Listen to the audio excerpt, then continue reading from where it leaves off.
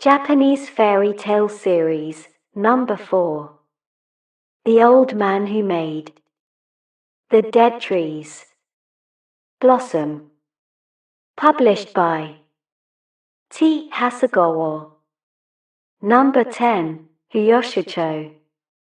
The Old Man Who Made the Dead Trees Blossom. Once upon a time there was a kind old couple that kept a pet dog. One day the old man upped where the dog scratched and unexpectedly found a quantity of gold.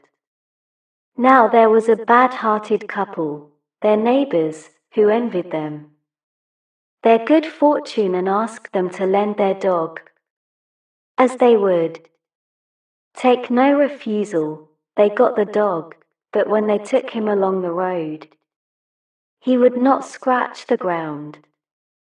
Therefore they made him scratch, and then dug where he scratched. But instead of finding gold, they only found a lot of filthy stuff.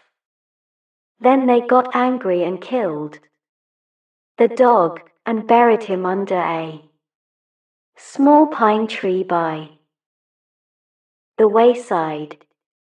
The pine tree suddenly grew to a great size, and the kind old man cut it down and made a mortar out of the wood.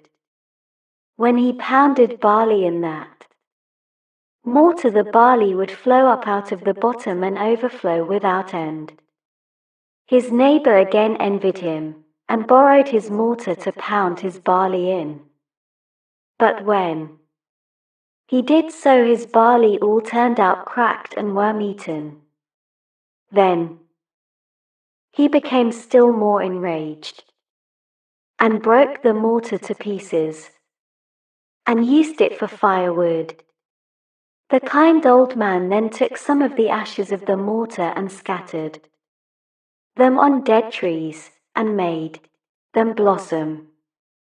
He was plentifully rewarded for this with gold, silver, and pieces of silk by the prince of the country, and so he came to be called the old man who made dead trees blossom.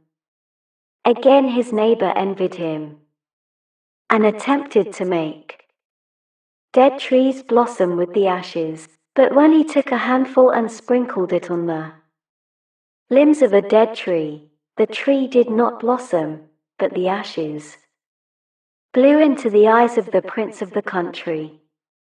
The retainers of the prince roared out, "That's a nice state of things," and seized the old man, and all hands gave him a sore beating. With his head bruised and bloody, he barely escaped. In this condition his wife saw him returning in the distance.